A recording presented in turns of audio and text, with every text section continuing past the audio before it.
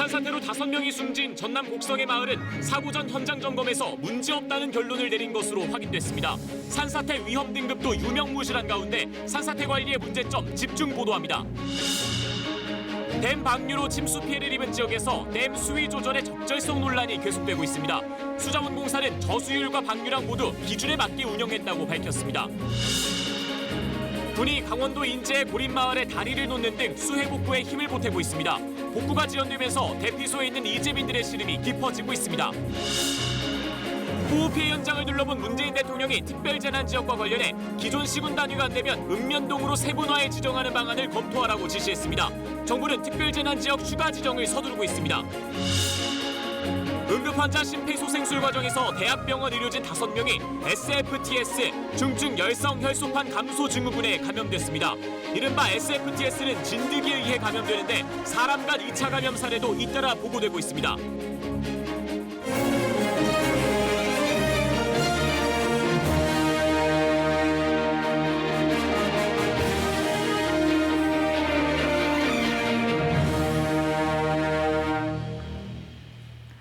안녕하십니까. 잠시 비갠 하늘 아래로 큰 비가 핥히고 간 상흔이 고스란히 드러났습니다. 도움의 손길 이어지고 있지만 막막한 마음들 가늠하기가 어렵습니다. 코로나19 KBS 종합뉴스룸 9시 뉴스. 어제는 침수 피해 지역을 중심으로 댐 관리, 하천 관리가 제대로 됐는지 진단했는데요. 오늘은 산사태 문제입니다. 이번 집중호우에 산사태로 희생된 사람들이 많았죠. 자연재해니까 어쩔 수 없었다고 넘어가도 되는 건지 의문을 제기하려고 합니다. 우리나라 산사태 관리와 예방 정책이 과연 이대로 좋은지 또 문제점은 없는지 집중 보도하겠습니다. 먼저 주민 5명이 희생된 전남 곡성으로 가보겠습니다. KBS 취재 결과 곡성군은 이번 산사태가 나기 전에 이미 현장 점검을 했던 걸로 확인됐습니다. 하지만 아무 문제 없다는 결론을 내렸죠. 이런 결론이 나올 수밖에 없었던 구조적인 문제 먼저 짚어보겠습니다. 송락규 기자입니다. 닷새 전 산사태로 주민 5명이 숨진 전남 곡성의 성덕마을입니다. 제가 지금 서 있는 곳은 원래 주택이 있던 곳입니다. 하지만 지금은 토사와 콘크리트가 무너져 내리면서 형체조차 알아보기 어렵습니다. 전문가들은 산사태의 원인으로 마을 뒷산과 인접한 15번 국도 확장 공사를 지목합니다. 도로 주변부 지반이 90도 가까이 내려앉은 게 확연하게 보이고 흙과 공사 구조물들이 마을 주변까지 굴러 내려왔다는 게 그 근거입니다. 전체적으로 보면 이 계곡부는 경사가 완만하기 때문에 급격하게 내려올 일은 아닌데 콘크리트 구조물의 무게에 의해서 슬라이딩 됐다고 할 수 있겠습니다. KBS 취재 결과 곡성군은 이번 집중호우가 내리기 전 한 차례 현장 점검까지 한 것으로 확인됐습니다. 하지만 아무런 문제가 없다는 결론이었습니다. 예방단원이 안 그래도 그 사고 있기 전에도 근처를 예찰을 했는데 그때도 크게 그런 건 없었다고. 문제 없다는 결론을 내린 산사태 예방단.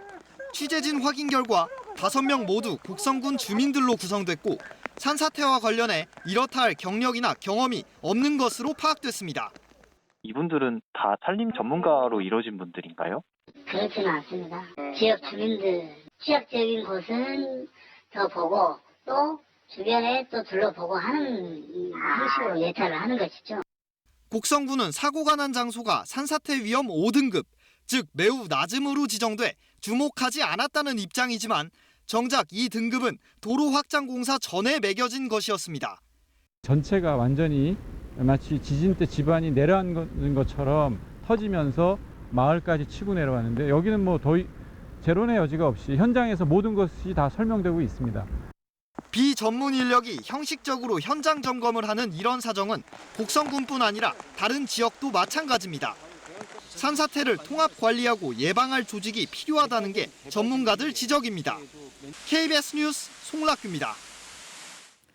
이뿐만이 아닙니다. 앞서 보신 대로 정부는 산사태 위험 지역이 어딘지 국민들이 확인할 수 있도록 인터넷에 위험 등급을 공개하고 있습니다. 그런데 이 정보대로라면 이번에 사고가 난 장소들은 안전한 곳으로 분류될 뿐만 아니라 관리 대상에서도 사실상 빠져버립니다. 이게 무슨 얘기인지 계속해서 홍진아 기자가 보도합니다. 뒷산에서 쏟아진 흙이 공장을 덮쳐 노동자 3명이 숨졌고 마찬가지로 뒷산에서 내려온 흙더미가 펜션으로 쏟아져 일가족 3명이 숨졌습니다. 두 사고 장소의 공통점은 산지를 용도 변경해 개발한 곳이라는 점입니다. 산비탈을 깎아서 그 자리에 공장을 짓고 펜션을 세운 겁니다. 산사태 위험 등급은 어떨까? 산사태 위험 정보 시스템을 보면 둘 다 가장 안전한 5등급입니다. 그런데 이런 등급 구분마저도 정작 이번 피해가 발생한 소규모 개발 장소에서는 형식적일 뿐입니다. 산지가 아닌 다른 용도로 개발된 곳이라는 이유로 산림청의 산사태 관리 대상에서 사실상 빠져 있습니다. 기본적으로 산사태 정보 시스템의 그 위험 지도는요, 해안을 대상으로 하고 있습니다. 산사태 위험 지도 자연 산지를 대상으로 하는 거거든요. 해당 지자체라도 나서야 하지만 상황은 비슷합니다. 사고가 난 가평 펜션의 경우도 더 이상 산지가 아니라는 이유로 또 위험 등급이 낮다는 이유로 지자체가 정하는 산사태 취약 지역에서 빠졌습니다. 희생자들은 대피 문자 하나 받지 못했습니다.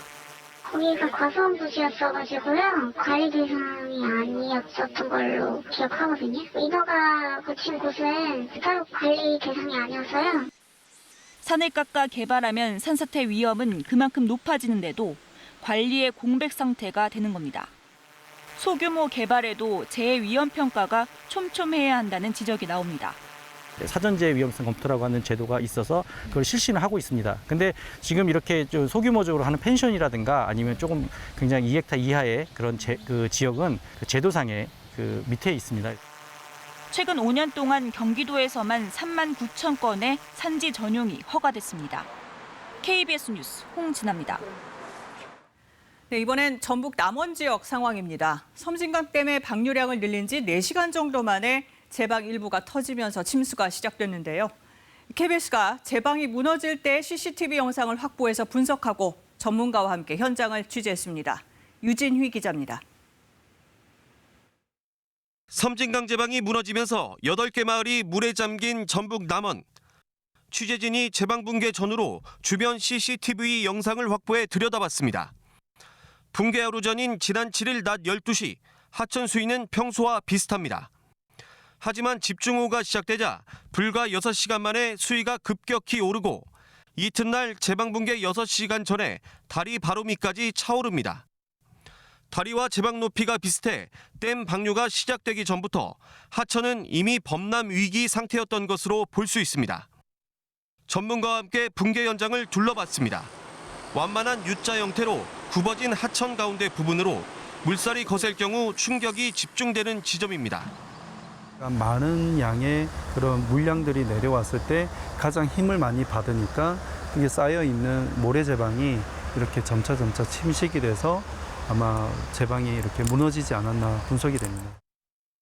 이 제방이 만들어진 것은 56년 전인 1964년, 이로부터 28년 후인 1992년에 보수공사가 이루어진 게 마지막입니다. 수십 년 동안 침식됐을 것으로 추정되지만 강한 물살을 최소화하기 위한 시설도 없습니다. 92년도에 이렇게 제방한 거를 보면 차수벽이라든지 그런 물의 침식에 강한 재질을 이렇게 토목공사에 넣는다든지 이런 것들이 많이 빠져 있는 게 현실입니다. 이번 집중호우로 역시 큰 피해가 났던 경남 하동 합천 사례처럼 섬진강과 남원 요천이 만나면서 빗물이 제대로 빠지지 않아 수위를 더 높였다는 지적도 나오고 있습니다. 본류에 대한 그 하천 치수 사업, 그 다음에 본류로 그 유입하는 지천 지류들이 있어요. 이런 것들이 같이 이루어져야 돼요. 기후 변화로 집중호우 등 기상이변이 잦아지는 만큼 같은 수해가 되풀이되지 않도록 철저한 원인 조사와 대책 마련이 시급하다는 목소리가 높습니다. KBS 뉴스 유진입니다. 네, 앞서 보신 섬진강댐을 포함해서 용담댐과 하천댐을 놓고도 이 수위와 방류량 조절 실패로 피해를 봤다는 주민들 항의가 빗발치고 있습니다. 비가 많이 오기 전에 미리 물을 내보내서 저수율을 낮춰야 했다는 겁니다. 그래서 이번 침수 피해는 천재지변보다는 인재라는 게 주민들 또 지자체들의 주장입니다. 하지만 수자원공사의 입장은 다릅니다. 저수율과 방류량 모두 기준에 맞게 운영했지만 예보를 뛰어넘는 기록적 폭우가 쏟아져 어쩔 수 없이 피해가 났다는 겁니다. 그럼 집중호우 당시에 댐이 어떻게 운영됐을까요? 김진화 기자가 취재했습니다. 기록적인 호우가 발생한 건 지난 7일과 8일 사이 폭우 전 댐들의 수위를 살펴봤습니다. 홍수기에는 댐마다 별도의 제한 수위를 운영하는데 섬진강 댐과 합천댐 수위는 각각 이보다 3m, 0.8m 낮았습니다. 하지만 용담댐은 홍수기 제한 수위를 넘어 댐이 견딜 수 있는 최대치인 계획 홍수위에 근접한 수준으로 물이 차 있었습니다. 용담댐의 경우 사전 수위 조절에 실패했다는 비판을 피하기 어려워 보입니다. 방류량을 좀 더 줄였습니다. 줄인 이유는 그런 민원하고 그다음에 7월 말에 장마가 종료된다는 그런 예보를 가졌기 때문이죠. 이후 예보를 훌쩍 뛰어넘은 폭우가 쏟아지면서 댐 수위는 급격히 높아집니다. 8일 오후 세 곳 모두 방류량을 급격히 늘립니다. 댐의 안전이 위협받을 정도로 물이 가득 찼기 때문입니다. 붕괴 조짐이 있을 때는 사실상 이것은 뭐 국가 재난 수준이기 때문에 댐 안전만큼은 절대적으로 저희가 지켜야 될 기준입니다. 용담댐은 초당 2,900톤, 섬진강댐 1,800톤, 합천댐 2,600톤을 방류했지만 댐 운영상 최대치로 방류할 수 있는 양을 넘지는 않았습니다. 수자원공사는 섬진강댐과 합천댐의 경우 방류된 물이 하류에 닿기 전에 이미 피해가 발생하고 있었다며 기록적인 긴 장마와 폭우가 침수 피해의 주된 원인이라고 분석했습니다. 하지만 오래전 만들어진 댐 기준이 이례적인 폭우 발생 시에는 맞지 않는다는 주장도 나옵니다. 기후 변화를 따라서 이 댐의 운영 방식도 좀 바뀌어져야 됩니다. 제한 수위를 좀 낮출 수 있는 방법을 좀 고려를 해야 되고요. 이번 수해의 원인을 밝히는데 수위 조절 실패 등 댐 운영에 문제가 없었는지를 규명하는 것은 무엇보다 중요합니다. 하지만 이와 더불어 갈수록 이상기후가 일상이 되는 추세에 맞춰 홍수 대비 시스템을 새롭게 구축해야 한다는 지적도 나오고 있습니다. KBS 뉴스 김진아입니다. 네, 오늘은 전국 대부분 지역에 장맛비 대신 더위가 찾아왔습니다. 비가 갠 뒤 집중호우가 휩쓸고 간 흔적이 뚜렷이 드러났는데 KBS 헬기에서 촬영한 피해 복구 현장 이수민 기자가 전해드립니다. 불어난 강물에 섬진강 제방이 무너진 곳. 다시 둑을 쌓기 위한 복구 작업이 한창입니다. 집 앞마당과 도로를 구분할 것도 없이 부서진 물건들과 쓰레기가 가득 쌓여 있습니다. 쉴 새 없이 지게차로 쓰레기를 치워보지만 턱없이 부족합니다. 강물 위에 떠 있어야 할 스티로폼 부표들은 동네 축사까지 떠내려왔습니다. 불어난 강물이 휩쓸고 지나간 인근 마을은 곳곳이 흙투성입니다. 비닐하우스도 힘없이 무너져 내렸습니다. 침수 피해를 본 화개장터에서도 너나 할 것 없이 피해 복구 작업이 한창입니다. 피해가 얼마나 컸는지 보여주듯 장터 한쪽에는 거대한 쓰레기산이 생겼습니다. 복구 작업의 손길이 아예 닿지 않은 곳도 많습니다. 강을 따라 이어진 길은 중간에 끊겼고 도로가 조각조각 부서져 그 흔적만 간신히 남아 있습니다. 거센 물살이 훑고 지나간 인삼밭에는 뼈대와 차광막들이 어지럽게 널브러져 있습니다. 찢어진 차광막 사이에서 농민들은 한 뿌리라도 성한 인삼을 캐내 밖으로 옮깁니다. 강가에 자리 잡은 한 집은 원래의 모습을 알아보기 힘들 정도로 쓰레기들이 밀려 들어왔습니다. 인적이 없는 집에선 목줄에 묶인 강아지만 애타게 기다리고 있습니다. 아직 피해 흔적이 고스란히 남아있는 곳이 많지만 행여나 다시 비가 내리진 않을까 주민들의 시름이 깊어지고 있습니다. KBS 뉴스 이수민입니다. 안 가본 사람은 있어도 모르는 사람은 거의 없는 화개장터입니다. 섬진강 물길이 발달하기 시작한 조선시대부터 큰 장이 섰고 각기 다른 말씨 쓰는 영호남의 사람들이 어우러진 곳입니다. 화개장터가 32년 만에 다시 물에 잠기면서 다른 지역 또 다른 말씨의 사람들이 복구를 도우려고 모였습니다. 가까운 전남 광양은 물론 진주, 김해, 사천, 고성, 부산, 진해 등에서 자원봉사자들 발길이 이어진 거죠. 물론 하루아침에 생활터전을 잃은 상인들의 마음 말끔하게 씻어내긴 힘들지만 화개, 흐드러지게 꽃이 핀다는 이름처럼 상처 입은 화개장터엔 따뜻한 위로를 품은 사람꽃이 피어나고 있습니다. 네, 이 밖에도 민간에서 손쓰기 어려운 곳곳에 군장병들이 투입되고 있습니다. 윤보미 기자가 그 복구 현장 함께 다녀왔습니다. 주민 40여 명이 사는 강원도 인제군의 시골 마을. 이번 폭우로 마을 밖으로 이어지는 유일한 다리가 내려앉았습니다. 차량 통행이 중단되고 밧줄로 생필품만 간신히 전달받은 지 일주일째. 사람만 통할 수 있을 때 이제 병원에 가고 그랬죠. 많이 불편했습니다. 복구가 막막하던 때 군 공병대가 나섰습니다. 군 장병 100여 명이 투입된 작업 6시간 만에 길이 46m짜리 철제 교량이 완성됩니다. 날씨가 덥고 습하지만 평소에 하던 훈련이 피해를 입은 주민들에게 도움이 될 수 있어서 뿌듯합니다. 비가 그치고 30도의 폭염이 찾아온 한탄강댐 유역.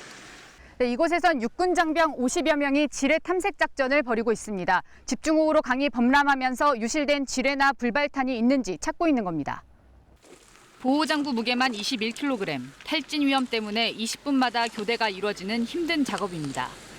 두통이나 어지러움증 있으면 즉각 보고해서 조치받을 수 있도록 한다. 알겠지? 예. 오케이, 투입! 같은 곳을 4차례씩 확인하면서 15만 제곱미터를 수색해야 합니다. 또 언제까지 끝낼 수 있을 걸로 목표하고 계신지. 현재 저희 부대가 임무를 부여받은 이곳 한탄강 지류는 약 3주 정도의 작전을 계획하고 있습니다. 지뢰 탐색 작전이 벌어지는 곳은 80여 곳. 지금까지 지뢰 3발을 수거했습니다. 실종자 수색엔 공군 특수부대가 나섰습니다. 유사시에 조종사를 구하는 구조사들이 투입돼 한강을 따라 실종자를 찾고 있는 겁니다. 청소정을 투입해 바다로 떠내려온 부유물과 쓰레기를 수거 중인 해군은 오늘 목포항에서만 1톤 분량을 건져냈습니다. 수해 복구 작업에 오늘 투입된 군 장병은 6,600여 명, 630여 대의 군 장비도 동원됐습니다. 군은 장마가 끝난 뒤 본격적인 피해 복구를 위해 추가 지원을 준비하고 있습니다. KBS 뉴스 윤봄입니다. 네, 지난달 말 대전의 한 아파트에 물이 차올라서 수백 명이 보트를 타고 몸을 피해야 했죠. 이 주민들은 2주째 대피소 등에서 지내고 있는데 계속된 비에 복구 작업이 늦어지면서 언제 집에 돌아갈지 기약이 없습니다. 백상현 기자가 만나봤습니다. 새벽에 집중호우로 저층이 물에 잠긴 대전의 한 아파트. 수백 명의 주민들이 겨우 몸만 빠져나와 보트를 타고 간신히 구조됐지만 하루아침에 집을 떠나 이재민이 됐습니다. 자원봉사자들이 집안 벽지를 하나하나 긁어 떼어냅니다. 이제 전기도 들어오고 물도 나옵니다. 비가 계속 내려 도배는 아직 못했습니다. 날씨상으로도 계속 비가 오고 있고 습하고 해서 건조하기도 쉽지가 않고 방마다 선풍기를 틀어 억지로 말려보지만 역부족입니다. 2주째 대피소 생활에 지친 70대 할아버지는 이런 집이라도 괜찮다고 말하면서 그냥 서둘러 들어왔습니다. 체육관에서 하루 잡으니까 잠자리도 불편하고 또 이제 샤워도 불편하고 근데 몸이 아프니까 걸어다니면서 그들의 거기에 적응하기가 어려워서 시멘트 바닥 위에 돗자리를 펴고 책상과 집기류 몇 개에 TV만 챙겨와 살고 있습니다. 장판이 아니니까 항상 쓰레빠 신고 다녀야 되고 잘 때는 또 자리 피해야 되고 또 거대야 되고 피난 생활하는 거 똑같아요. 대피소 생활은 외롭고 고단합니다.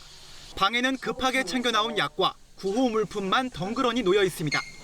이렇게 집에 돌아가지 못하는 이재민이 대전에서만 240여 명.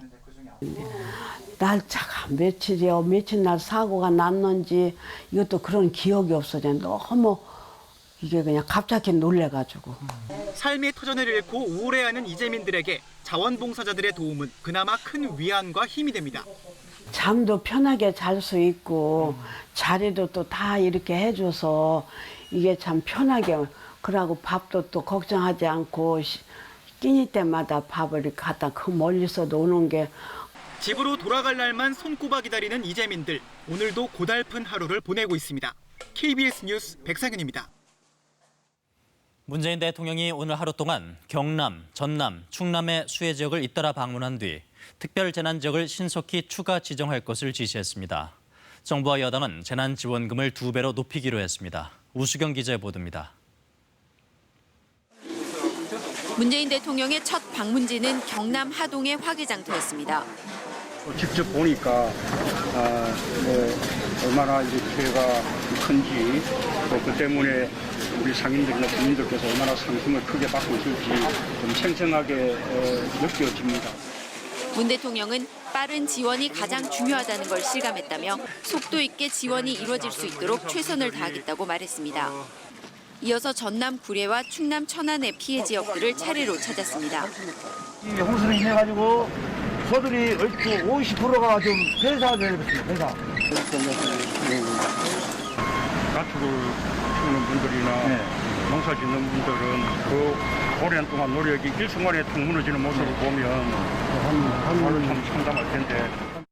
이례적으로 경남과 전남, 충남까지 3곳을 하루에 방문한 문 대통령은 보고는 이동하는 KTX에서 받았습니다. 이 자리에서 문 대통령은 특별 재난 지역을 신속히 추가 지정할 것을 당부했습니다. 특히 기존 시군 단위가 안 되면 읍면동으로 세분화해서 지정하는 것을 검토하라고 지시했습니다. 재난지원금 액수도 상향 조정됩니다. 정부와 여당은 긴급 당정청 협의회를 열고 25년 동안 변화가 없던 재난지원금 액수를 2배로 늘리기로 했습니다. 이에 따라 재난 사망 지원금은 1,000만 원에서 2천만 원으로, 침수 피해 지원금은 100만 원에서 200만 원으로 조정될 예정입니다. 사망 실종자에 대한 구호금 등 재난지원금도 현실화시키고 적기에 지원될 수 있도록 검토하겠습니다. 4차 추경은 일단 유보하고 나중에 판단하기로 했습니다. 재정 여력이 아직 있다는 판단인데 정확한 피해 집계가 이뤄진 뒤 다시 논의될 예정입니다. KBS 뉴스 우수경입니다. 정부는 피해 복구 속도를 높이기 위해 특별 재난지역 추가 선포를 서두르고 있는데요. 중앙재난안전대책본부 연결해서 정부 대응 방향 알아보겠습니다. 이승훈 기자, 특별 재난지역 추가 선포 언제쯤 가능할까요? 네, 늦어도 이번 주 안에는 절차가 마무리될 걸로 보입니다. 빠르면 내일도 가능할 거란 전망도 있습니다. 앞서 정부는 지난주에 충청과 경기, 강원 7개 시군을 특별 재난지역으로 선포했죠. 이번엔 지난 주말 폭우로 큰 피해를 입은 남부지방 등이 포함될 것으로 보입니다. 현재 행정안전부 피해 조사가 마무리 단계에 있고요. 최종 지정까지 몇 단계 더 남아있지만 최대한 속도를 낼 계획입니다. 시간을 단축하기 위해서 피해 규모가 일정 기준을 넘으면 조사를 멈추고 최대한 빨리 특별 재난지역으로 지정하는 방식으로 추진이 됩니다. 피해 범위가 워낙 넓고 정도도 심각한데 현재까지 집계된 피해 현황은 어떻게 됩니까? 네, 오늘 사망자가 2명 더 확인됐습니다. 충북 충주와 충남 아산에서 실종된 주민 2명이 숨진 채로 발견이 돼서 전체 사망자는 35명으로 늘었습니다. 실종자도 7명이 있습니다. 이재민은 4,500여 세대 7,800여 명으로 집계가 됩니다. 여기에 주택 피해는 6,000채를 넘었고요. 도로와 교량 5,000여 곳도 파손됐습니다. 농작물 피해도 심각해서 서울 여의도 면적의 90배가 넘는 농경지가 피해를 입은 걸로 파악이 되고 있습니다. 날씨가 좀 도와줘야 복구가 잘 될 텐데 현재 복구 작업 어떻게 진행되고 있나요? 네, 오늘 오랜만에 비가 그치면서 곳곳에서 피해 복구 작업에 힘을 쏟았습니다. 오전까지 60% 수준에 머물렀던 시설 응급 복구율은 오후 7시 반을 기준으로 73%까지 높아졌습니다. 특히 도로나 다리 같은 경우는 복구율이 96%가 넘고요. 주택 응급 복구율도 84%를 넘었습니다. 다만 철도 같은 경우는 복구율이 40%대에 머물면서 아직까지도 5개 노선의 운행이 중지된 상황입니다. 모레 금요일부터 주말까지 중부지방에 다시 적잖은 비가 예보돼 있는데요. 복구 작업이 다시 힘들어지지는 않을까 우려됩니다. 지금까지 중앙재난안전대책본부에서 KBS 뉴스 이승훈입니다.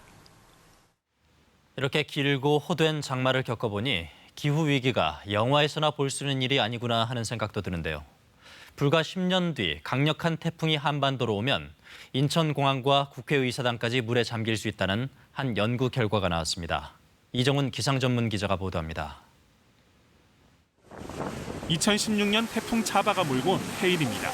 해안도로는 물론 부산 도심이 온통 물바다로 변했습니다.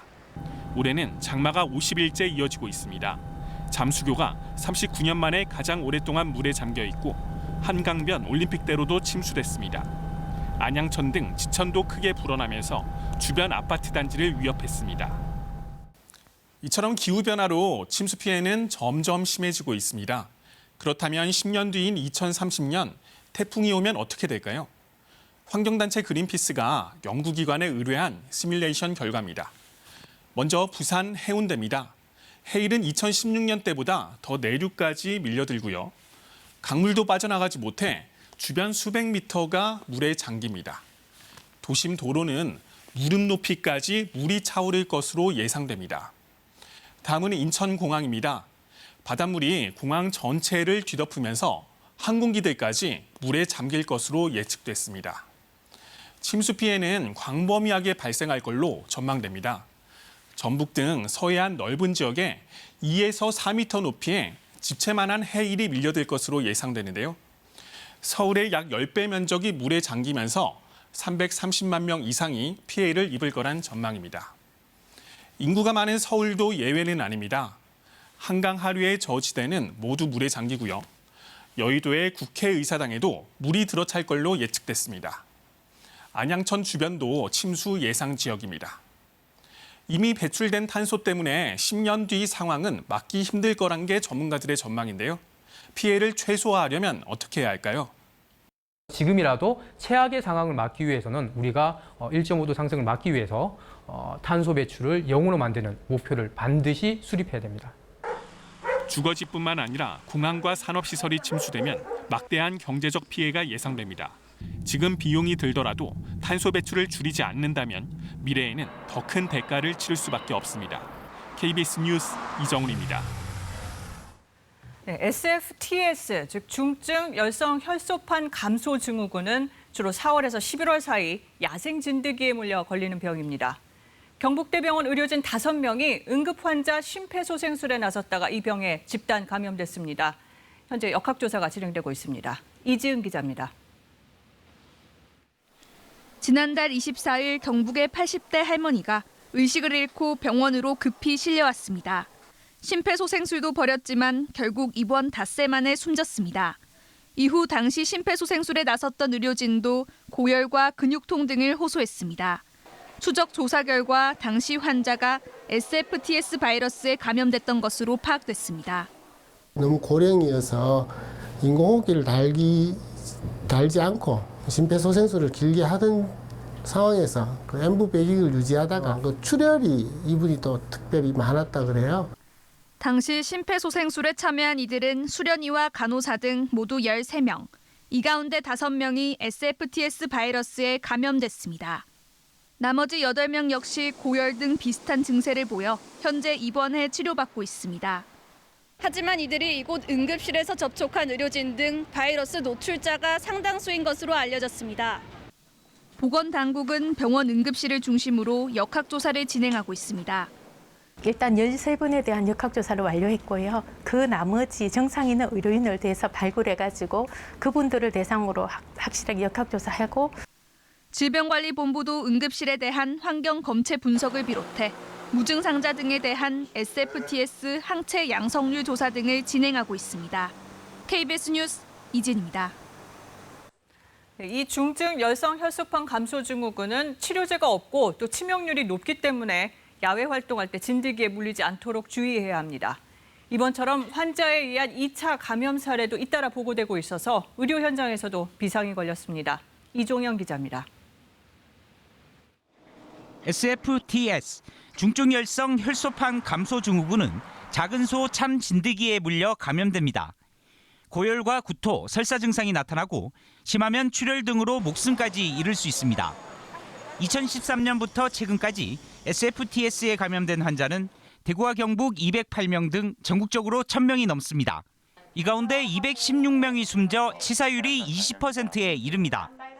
혈소판이 너무 떨어져 버리면 이 바이러스보다는 혈소판이 떨어진 것으로 인해서 머리에 출혈이 생길 수도 있고 장기 출혈 같은 게 올 수 있으니까 위험하죠. 현재 여기에 맞춰서 표적 치료를 할 수 있는 치료제가 없는 상황이거든요. 게다가 감염 환자에 의한 사람 간 2차 전파 사례도 잇따라 보고되고 있습니다. 질병관리본부 자료를 보면 이번 경북대병원 사례를 제외하고도 지금까지 2차 감염자는 3건에 11명에 이릅니다. 환자와 밀접 접촉한 의사와 간호사가 대다수였고 시신을 처리한 장례 지도사도 있습니다. 병원에서 심폐소생술이나 기관삭관 등 치료 과정에서 환자의 혈액이나 체액이 접촉자의 눈, 코, 입, 점막에 닿거나 비말이 호흡기로 전파된 것으로 파악됐습니다. 중환자 시술을 할 때 기관 삽입을 하거나 이럴 때는 아무래도 이제 이런 혈액이나 이제 체액에 노출돼서 접촉 가능성이 높기 때문에 기본적으로 비말 전파가 주의를 해서 질병관리본부는 2차 감염 예방을 위해 중증 환자나 호흡기 질환자와 밀접 접촉할 경우 안면보호구와 마스크, 가운 등을 착용할 것을 공고했습니다. 무엇보다 숲속을 걷거나 밭일 등 야외 활동을 할 때 진드기에 물리지 않도록 조심하고 의심 증상이 나타나면 즉시 의료기관을 찾아야 한다고 강조했습니다. KBS 뉴스 이종영입니다. 스푸트니크 V, 러시아가 세계 최초로 등록했다고 발표한 코로나19 백신입니다. 스푸트니크, 낯설지 않은 이름이죠. 냉전 시대인 1957년 러시아의 전신인 소련이 세계 최초로 쏘아 올린 인공위성입니다. 당시 라이벌인 미국은 큰 충격을 받았고 이후 우주 경쟁이 치열하게 전개됐는데요. 이 백신 이름에서 볼 수 있듯 러시아가 세계적 경쟁의 일부로 백신 개발을 보고 있다. 안전보다 국가 위신을 우선에 두고 있어 우려스럽다. 이런 해외 언론의 평가가 잇따르고 있습니다. 그도 그럴 것이 스푸트니크 V는 지난달 중순에야 1차 임상시험이 끝났고 2차 임상시험의 상세한 내용은 알려지지 않았으며 3차 임상시험은 아직 시작되지도 않았습니다. 미국과 독일은 물론 세계보건기구 등에서도 백신의 효능과 안전성에 우려를 표하는 이유인데요. 모스크바에서 김준호 특파원이 보도하겠습니다. 러시아의 코로나19 백신 세계 최초 등록 소식은 푸틴 대통령이 직접 발표했습니다. Насколько мне известно, сегодня утром зарегистрирована впервые в мире зарегистрирована вакцина против новой коронавирусной инфекции. 푸틴 대통령은 러시아 보건부 산하 가말레야 연구소가 개발한 이 백신이 필요한 모든 검증 절차를 거쳤다고 말했습니다. 이어 안전성을 강조하려는 듯 자신의 2딸 가운데 한 명도 임상시험에 참여했다고 공개했습니다. После второго укола, второй прививки тоже температура немного поднялась, но и все сошло потом на нет. Чувствует себя хорошо и титры высокие. 하지만 서방 과학자들은 물론 러시아 내에서도 백신의 유효성과 안전성에 대한 우려가 제기되고 있습니다. 먼저 백신 개발에 필수적인 3차 임상시험이 마무리되지 않은 점을 들었습니다. I hope that the Russians have actually definitively proven that the vaccine is safe and effective. I seriously doubt that they've done that. 70여 명을 대상으로 한 1차 임상시험과 이후 시작된 2차 임상시험의 상세한 내용이 공개되지 않은 점도 지적됐습니다. Pre-qualification of any vaccine includes the rigorous review and assessment of all required safety and efficacy data. 러시아 측은 이 백신에 대해 중동 국가 등 20개국이 이미 사전 주문을 했다고 밝혔습니다. 러시아가 세계 최초라며 서둘러 내놓은 이 백신이 국제적 검증을 거쳐 안전한 코로나19 백신으로 자리 잡을 수 있을지 주목됩니다. 모스크바에서 KBS 뉴스 김준호입니다. 코로나19 국내 확진자는 54명 늘었습니다. 국내 발생은 35명인데 교회와 시장, 학교에 이어서 패스트푸드점 종사자 모임까지 산발적 집단 감염이 번지는 추세입니다. 서울 롯데리아 직원 모임에서는 모두 11명이 확진됐고요. 경기 용인시 고등학교와 관련해서는 5명이 양성 판정을 받았습니다. 경기도 김포시 주님의 샘 장로교회와 고양시 반석교회 관련한 확진 사례가 잇따르고 있고 충남 논산의 육군훈련소에서는 입대 사흘째인 훈련병이 확진됐습니다. 추석 명절 또 가을철 결혼 성수기를 앞두고 장례식장과 결혼식장의 방역 관리도 강화됩니다. 김민지 기자가 보도합니다. 서울 광진구에 있는 롯데리아 군자역점이 임시 폐쇄됐습니다. 지난 6일 서울 각지의 롯데리아 점포 직원 10명이 이곳에 모여 회의를 열었습니다. 이들은 근처에 있는 족발집으로 옮겨 식사를 했고 이후엔 치킨집으로 자리를 옮겼는데 이때 인원이 더 늘어 모두 19명이 참석했습니다. 이 중 어제 첫 확진자가 나왔고 현재까지 최소 11명이 확진됐습니다. 역학조사 결과 이들은 장시간 회식을 하는 동안 마스크를 착용하지 않은 것으로 나타났습니다. 서울시는 즉각 대응반이 출동해 해당 보건소와 역학조사 및 접촉자 조사를 실시 중이며 해당 상가는 임시 폐쇄 조치하고 긴급 방역을 실시하였습니다. 경기도 용인에선 고교생들의 감염이 잇따랐습니다. 대지고등학교에선 1학년 같은 반 학생 2명이, 인근의 죽정고등학교에서도 1학년 학생 3명이 확진됐습니다. 이들 5명은 친구 사이로 지난 주말 PC방과 영화관, 노래방 등에서 함께 시간을 보낸 것으로 알려졌습니다. 두 학교는 즉시 등교 수업을 중단하고 원격 수업으로 전환했습니다. 고양시 반석교회를 거쳐 어린이집과 남대문 시장으로 전파된 집단 감염과 관련해서도 확진자 1명이 늘어났습니다. 추가 확진자는 남대문 시장 상인의 가족으로 누적 확진자는 34명이 됐습니다. 한편 방역당국은 가을철 결혼 성수기를 앞두고 결혼식장 뷔페를 고위험시설로 추가 지정했습니다. 장례식장도 관리자 배치가 의무화되고 QR코드 전자출입 명부가 도입됩니다. 결혼식장에 대해서도 전자출입 명부 권고, 방역수칙 안내방송 등을 실시하고 축의금 온라인 송부와 식사보다 답례품 제공 등 생활방역 홍보도 강화해 나갈 계획입니다. 이와 함께 보수단체들이 준비하고 있는 광복절 집회와 관련해 서울시는 집회를 취소하지 않을 경우 집회금지 명령을 내리겠다고 밝혔습니다. KBS 뉴스 김민지입니다. 비공개 자료를 받아 도시재생사업 예정지역의 부동산을 차명 매입한 혐의 등으로 기소된 손혜원 전 의원에 대한 1심 선고 공판이 오늘 열렸습니다. 법원은 손 전 의원에게 징역 1년 6개월의 실형을 선고했습니다. 정재우 기자가 보도합니다. 전남 목포시의 구도심입니다. 손혜원 전 의원은 이 지역이 도시재생지역으로 선정되기 전 목포시청으로부터 사업계획서를 입수했습니다. 이후 이 일대 토지 26필지와 건물 21채 등 14억 원 상당의 부동산을 조카와 지인, 남편이 이사장으로 있는 재단 명의로 매입하도록 했습니다. 검찰은 비공개 자료로 부동산을 매입한 건 부패방지법, 조카 등의 명의를 내세운 건 부동산 실명법 위반이라며 손 전 의원을 기소했습니다. 법원은 손 전 의원이 입수한 사업계획서를 업무상 비밀 자료로 인정하며 이를 통해 시가 상승을 예상하고 부동산을 매입한 것으로 판단했습니다. 또 조카 명의의 부동산 매매 대금과 취등록세를 손 의원 본인이 부담했다는 점을 들어 이는 명의신탁이라고 봤습니다. 재판부는 직무상 엄격한 도덕성과 청렴성을 유지해야 할 국회의원이 업무상 비밀을 이용해 명의신탁으로 부동산을 취득한 건 국민 신뢰를 크게 훼손한 중대 비리라고 지적했습니다.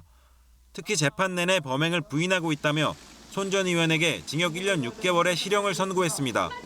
마찬가지로 이 지역 부동산을 딸 명의로 매입한 손 전 의원의 보좌관에게는 징역 1년을 선고했습니다. 다만 방어권을 고려해 두 사람을 법정 구속하지는 않았습니다. 손 전 의원은 즉각 항소하겠다면서 판결을 납득하기 어렵다고 반발했습니다. 정확하고 상세한 우리가 이 변론 자료를 냈는데도 불구하고 이 검사들이 주장하는 바만 그대로 다 받아들였다고 보면 돼요. 이 결과는. 앞서 손 전 의원은 차명 부동산으로 밝혀지면 전 재산을 기부하겠다고 밝혔습니다. KBS 뉴스 정재우입니다. 학교 교무부장인 아버지가 빼돌린 답안을 보고 시험을 치른 혐의로 기소된 숙명여고 쌍둥이 자매에게 법원이 오늘 유죄를 선고했습니다. 재판부는 간접 증거만으로도 자매가 아버지로부터 정답을 미리 넘겨받아 시험을 본 사실이 인정된다고 밝혔습니다. 최유경 기자입니다. 노란 포스트잇에 빼곡하게 적힌 정답들. 서술형 문제 답안이 그대로 저장된 휴대전화 메모장. 남다른 열정과 노력으로 1년 만에 전교 1등으로 올라섰다는 숙명여고 쌍둥이 자매의 주장은 결국 받아들여지지 않았습니다. 서울중앙지법은 업무방해 혐의로 기소된 쌍둥이에게 징역 1년 6개월에 집행유예 3년을 선고했습니다. 학교 교무부장이던 아버지에게 여러 차례 정기고사 답안을 넘겨받아 시험을 치른 혐의가 모두 유죄로 인정된 겁니다. 직접 증거는 없었지만 이미 대법원에서 유죄로 인정된 아버지 사건의 간접 증거들이 그대로 받아들여졌습니다. 재판부는 주변 10여 개 학교의 성적 급상승 사례까지 살펴본 결과 쌍둥이 사례는 매우 이례적이라고 판단했습니다. 전국 모의고사 성적과 학원 성적도 전교 1등인 내신 성적과는 차이가 너무 크다고 지적했습니다. 정정전 정답을 6차례나 써내는 등 정답이 미리 유출된 정황이 뚜렷하다고도 설명했습니다. 재판부는 이번 사건으로 공정한 경쟁 기회가 박탈되고 공교육에 대한 신뢰가 무너졌는데도 쌍둥이가 잘못을 뉘우치지 않는다고 꾸짖었습니다. 다만 이들이 미성년자이고 퇴학 처분을 받은 점, 아버지가 복역 중인 점 등을 고려해 집행유예를 선고했습니다. 쌍둥이 측 변호인은 아버지에 대한 대법원 판결 뒤의 숨은 도피성 판결이라고 반발했습니다. 그러면서 항소 여부에 대해서는 자매의 뜻에 따라 결정하겠다고 밝혔습니다. KBS 뉴스 최혜경입니다. 집값 안정을 목표로 지난주부터 매주 열리고 있는 부동산 시장 점검 관계 장관 회의입니다. 이 경제부총리와 국토부 장관 같은 익숙한 참가자 사이에 이 경찰청장이 눈에 띕니다. 부동산 대책회의인데 경찰청장 좀 이례적이죠. 그만큼 불법 행위를 더 적극적으로 찾아 처벌하겠다는 의지로 읽힙니다. 실제로 오늘 회의에선 고강도 특별 점검이 예고됐는데요. 담합이나 허위 매물 같은 교란 행위 단속, 또 9억 원 이상 주택 매매 상시 조사는 물론 서울과 세종시는 국세청이 더 자세히 들여다보고 있다고 강조했습니다. 여기에 부동산 인터넷 카페나 유튜브 등 온라인에서 이루어지는 시세 조작 등도 점검하겠다고 예고했습니다. 광범위하면서도 지속적으로 시장을 감시하겠다는 거죠. 그래서 여당과 정부는 부동산 감독 기구를 새로 만드는 데도 힘을 싣고 있습니다. 홍성희 기자가 보도합니다. 대책의 실효성을 위해 필요시 부동산 시장 감독기구 설치도 검토하겠습니다. 이호승 청와대 경제수석이 감독기구의 구체적 방향을 언급했습니다. 부동산 시장 교란 행위를 주가 조작에 비유하며 선량한 시민에게 피해가 돌아가는 만큼 단속과 처벌을 강화하겠다는 겁니다. 그러면서 감독기구가 설치되면 여러 기관의 흩어진 기능을 통합하게 될 것이라고 말했습니다. 정부는 매매 전세가 담합과 허위 매물, 부정 청약, 위장 전입, 계약갱신 청구권 부당 거부 등을 대표적인 부동산 시장 교란 행위로 규정했습니다. 지난 2월 국토부에는 부동산 시장 불법 행위 대응반이 만들어졌습니다. 그러나 전국 부동산 실거래 조사와 범죄 수사 그리고 첩보 수집을 하는데 현재 인원은 14명이 전부입니다. 진성준 민주당 전략기획위원장은 개인 의견을 전제로 금융감독원을 모델로 한 부동산 감독원을 제안했습니다. 부동산 감독원 같은 거를 별도로 설치해서 강제조사권을 갖고 불법 행위에 능동적으로 대처할 충분한 인력과 조직을 갖춰야 되지 않는가. 어떤 형식의 감독기구가 될지는 국토부가 구체적인 안을 만들고 당정 협의를 거칠 것이라고 말했습니다. 통합당은 감독기구 신설을 반대했습니다. 통합당은 국민이 집을 사고 팔거나 임대료를 받는 것을 정부가 감시하겠다는 것이라며 정부와 여당은 부동산 정책을 대폭 수정해야 한다고 주장했습니다. KBS 뉴스 홍성입니다. 이렇게 별도 감독기구 설치까지 논의될 정도로 집값 안정이 정부의 핵심 과제 중 하나가 됐는데 이 국제기구인 OECD와 IMF 분석을 보면 우리나라 집값은 안정적입니다. 현실과 맞지 않죠. 그럼 왜 이런 평가가 나왔을까요?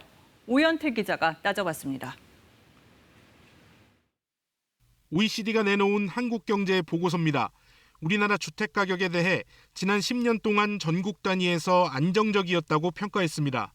문재인 정부가 출범한 2017년 2분기부터 올해 1분기까지만 놓고 봐도 크게 오르는 모습 없이 안정적으로 보입니다. IMF 자료도 비슷합니다. 2018년 3분기부터 지난해 3분기까지 1년 동안 주택가격 지수 상승률은 1.1%, 63개 나라 가운데 37번째, 중하위권 수준으로 국내 사정과는 차이가 큽니다. 이 자료들에서 주의 깊게 봐야 하는 단어는 전국 단위와 주택 두 가지입니다. OECD와 IMF의 집값 통계는 전국에 있는 아파트와 단독주택, 다세대 주택 등 모든 종류의 집값을 분석한 겁니다. 최근 집값 상승을 주도한 게 서울 등 특정 지역 아파트인 걸 감안하면 추이가 다를 수밖에 없습니다. 국내 통계를 보면 서울 아파트값은 이번 정부 들어 최근까지 한국감정원 통계로는 약 14%, KB국민은행 중위값 통계로는 52% 올랐는데 이 통계들을 두고도 논란이 적지 않습니다. 물가지수에서도 비슷한 그 현상이 나타나잖아요. 장바구니 물가라고 하는 시장에 가서 이제 장을 보면 수박이 엄청 비싸졌는데 실제 물가지수는 굉장히 좀 안정적으로 하는 게 이제 이게 평균의 함정이라고 볼 수도 있는데요. 또 국내 집값은 올해 2분기부터 더 두드러지게 올랐는데 OECD와 IMF 통계엔 이 시기가 빠져 있다는 점도 감안해야 합니다. 이 때문에 OECD는 서울과 지방 일부는 집값이 올랐다며 정부가 집값 인상을 억제하기 위해 다주택자 재산세 인상 등을 했다고 언급으로만 최근 상황을 반영했습니다. 통계를 이용한 분석을 볼 때 구체적인 통계의 대상과 기간 등을 꼼꼼하게 살펴봐야 하는 이유입니다. KBS 뉴스 오현태입니다. 모레인 14일 택배 기사들에게 여름 휴가를 선물하자는 움직임 기억하실 겁니다. 주요 민간 택배 회사들과 함께 우체국 택배도 14일 택배 없는 날에 적극 동참하기로 했습니다. 며칠 동안만 아주 급한 일이 아니라면 택배 주문을 하지 말아달라고 당부했는데요. 내일과 모레 이틀간 냉장, 냉동식품을 비롯해 상하기 쉬운 소포는 접수가 중지되고 급한 택배는 접수를 받더라도 배송이 늦어질 수 있습니다. 조금 불편하겠지만 고생하는 택배 기사들을 위해 잠깐 참아야 할 시간인데요. 한국교통연구원에 따르면 택배 노동자들 하루에 12시간 넘게 일하고 월 평균 25.6일을 일하고 있습니다. 경무에 시달리는 택배 기사들을 위해 반짝 휴가 대신에 근본적으로 휴식을 보장해야 한다는 지적도 나오고 있는데요. 택배 노조에 따르면 코로나19 여파로 배달량이 급증하면서 올 들어서만 과로로 숨진 택배 기사가 12명이나 됩니다.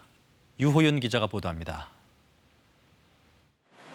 코로나19로 택배업계는 전례 없는 호황이지만 이면엔 경무에 시달리는 택배 기사들이 있습니다. 택배 노조가 파악한 과로로 숨진 택배 기사는 올해 5명입니다. 평일 하루라도 쉴 시간이 있었으면 저희 동생은 병원을 가서 치료를 받아서 지금은 살아있었을 거라고 저희는 판단을 하고 있어요. 그런데 과로사한 택배 기사가 더 있는 것으로 확인됐습니다. 산업안전보건공단이 국회에 제출한 자료에 따르면 산재로 인정된 질병 사망자, 즉 과로사가 올해 상반기에만 7명입니다. 또 사고로 숨진 경우도 2명이 있습니다. 특히 과로사가 확인된 7명은 알려져 있지 않은 사례로 노조가 파악한 경우까지 포함하면 올해 과로사한 택배기사는 벌써 12명이 됩니다. 택배노조는 전체 택배기사는 5만 명 정도인데 이 가운데 7천 명 정도만 산재보험에 가입돼 있다고 주장합니다. 숨어있는 과로사가 더 있을 가능성이 있는 겁니다. 현재까지 택배 노동자들의 과로사 사망 사고에 대해 한 번도 통계를 공개하거나 공식적 입장을 밝힌 적이 없다는 것입니다. 특수고용직이라는 택배 기사들의 근로 형태가 오히려 불이익으로 작용하는 경우도 많습니다. 네, 택배 분류 작업 같은 경우는 사실상 공짜 노동으로 진행이 되고 있습니다. 그래서 이 부분을 명확하게 따로 분리하는 것이 필요할 것 같고, 아울러 산재보험 가입을 의무화하고 근본적으로 택배기사가 충분한 휴식 시간을 확보할 수 있도록 택배업계의 불공정 관행을 고쳐야 한다는 주장도 나옵니다. KBS 뉴스 유호윤입니다.